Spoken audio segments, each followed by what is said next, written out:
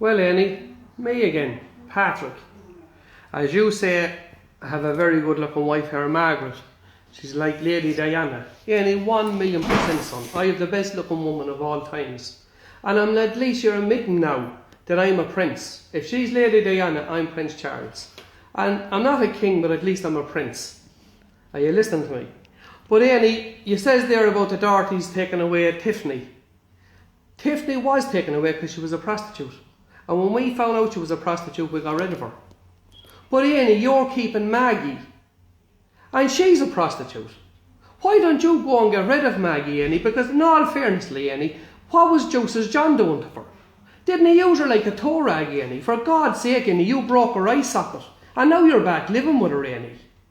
Will you go and cop yourself and giving scandal little children? You don't know what you're talking about, sickness. Go and cop yourself an, Annie. There's enough sickness in everybody's family. You shouldn't talk about sickness. And going back talking about young fellas with small cocks. Go back to your Simey, Annie, that has a woman for the last 6 years, Annie, and can't put her up the pole, Annie. Sure, he should be ashamed of himself. That's why he won't fight young Joe, Annie, because he has no balls. If he had balls, Annie, he'd have a little child running around, Annie, you fucking idiot, yeah. You're a handicapped man, Annie, living in the little trailer, Annie, you're living in, and talking about £200,000 turnouts. The whole lot of you, Annie, hasn't a £10,000 turnout, Annie. For the fuck's sake, Annie, will you cop yourselves on? You have nothing living in the little old houses beyond in Stoke-on-Trent, Annie, that was made for the old soldiers, Annie, 300 years ago. Do you have any cop on in yourself? You couldn't pay for your mother's funeral, Annie. And you got up on a tape, Annie, and tried to act as somebody. You're a nobody. Everybody used to call you Soda Brains. That's your right name, Soda Brains, Annie. And your young fella there, Simey No Balls. Simey, he couldn't put the young one up the pole, Annie, after 6 years. That's why he won't fight George Ice, Annie, because he has no balls.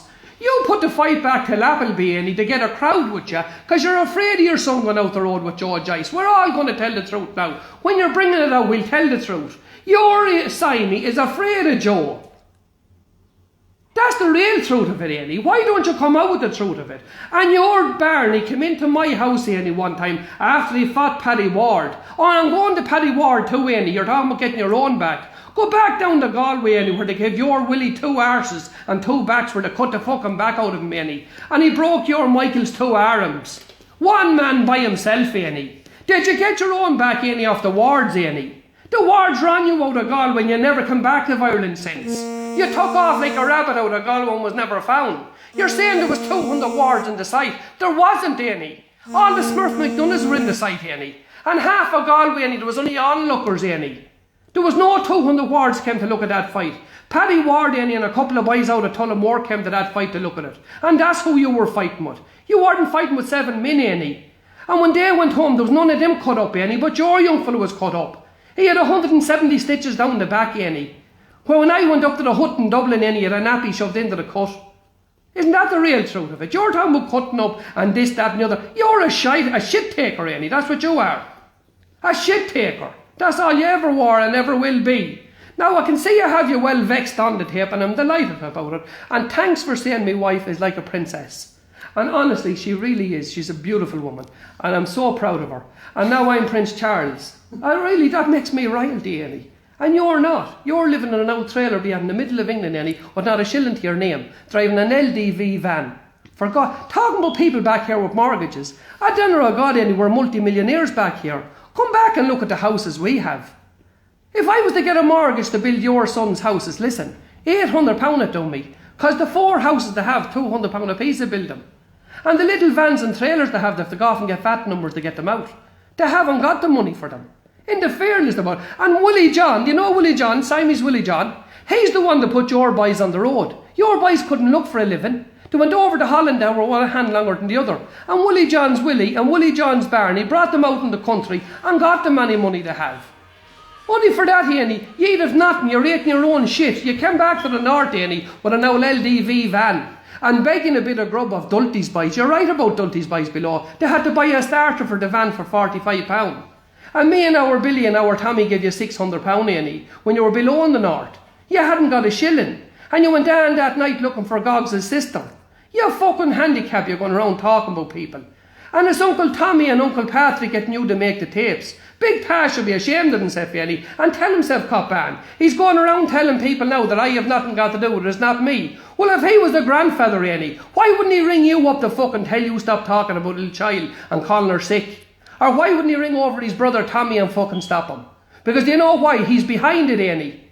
And the whole country knows it. You're a fucking walking divine disgrace, the whole lot of you talking about sick. There's a lot of travellers in Ireland and England, Ellie, has sick children. And I tell you, there's no man any in the country, you're not a man, or the boys are not men, to go and give a child scandal or talk about sickness. The whole lot of you should go and get your mouths washed out with holy water. The only good word you says all evening, Annie, and you tell the truth, Annie, is, my wife, the best looking woman of all times, and you're saying now that I'm royalty. Thank you, Annie, I am Prince Charles, if that's what you're saying. But you, Annie, you're the scum of the earth, and I'm glad I got to you. Because for once, Danny, I took you off your throne, Annie, because you never won a fight. Dan Rooney bet you, George Ice bet you, the world will bet you. Tommy Purcell ran you out of the north. Look at all the things, Annie. Old Kiwis cut you up. Old Pat's cut your father's arm off. Annie, if you want me to keep talking, the wards cut you up in Galway. And you went around and said there was 200 wards and your 8 boys went up. Listen, Annie, it was Jim Ward, Annie, that told you come up.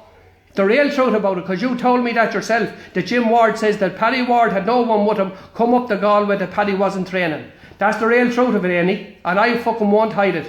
There was only 8 of them there that day and there was 80 ye. And when the fight was finished, Annie, your young fella had 200 stitches down the back and your Michael had 2 broken arms. Don't go on, when you met real men, Annie, you got cut up. When you met me, Annie, you got cut up. You're saying you put me to the grave. It was me that put you to the grave. You said you were a little young fella, Annie, at the time, is that right? Annie, I was only 17 years of age when I cut you up. 17, Annie, you were a big hairy arse man. And you're on crying. I know what you said to me, Annie, when I stabbed you. The word you says, you've done what old Kiwi's done to me. Old Kiwi's cut you in bits, Annie. I didn't see you answering on the tape about that a minute ago, because you couldn't fucking answer. That's why you couldn't answer, because old Kiwi's fucking did do it to you. And Red Barney cut the fucking arm off you. And old Pat's cut your father's arm off and you could do nothing about it. God help me, old grandfather. I really pity him. And I had to bury me granny, God bless and save her, because you hadn't got the money to do it, you vermin prick you. Huh? And Simey no balls with no children. He can't have a child. It's not the little woman's fault, God bless the little woman, and I'm not talking bad about her. It's Simey no balls. The fella that wouldn't fight George Ice. No balls Simey. Huh? You couldn't give the woman a child, for God's sake, lads. If I was that pretty little woman, get up and leave him. A grand looking little woman with lovely tan in her. She's beautiful. I swear, daughter, Nan, will you do yourself a favour?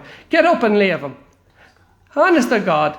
And the other little one that's over in Roscommon, she got up and left. Didn't she do the right thing? Patrick McDonough's daughter. Angelina, fair play to Angelina. You saw the dark tunnel when you were there. There are a crowd of old hillbillies with no money. And they're living like hobos. Now, Annie, that's the last of the old tapes. Stop making stupid tapes and stop talking about sick people, Annie, because there's a lot of travellers in England and Ireland with sick children. And if you had any respect, Annie, you shouldn't talk about sickness. And do not talk about scandal, Annie, because, listen, you're the last man in the world who could talk about it. When you broke your own wife's eye socket in for living with Chalky Ward. Well, fair play to Chalky. When he knew she was a prostitute, he took a hold of her. We have to all talk the truth. My Willie had a prostitute and he got rid of her and he wouldn't keep her. But you're keeping Maggie and she a prostitute. God forget. And Jocelyn Quinn. I tell her I got married to Martin. She was the biggest riding stock in Trent. Now, Annie, answer that one.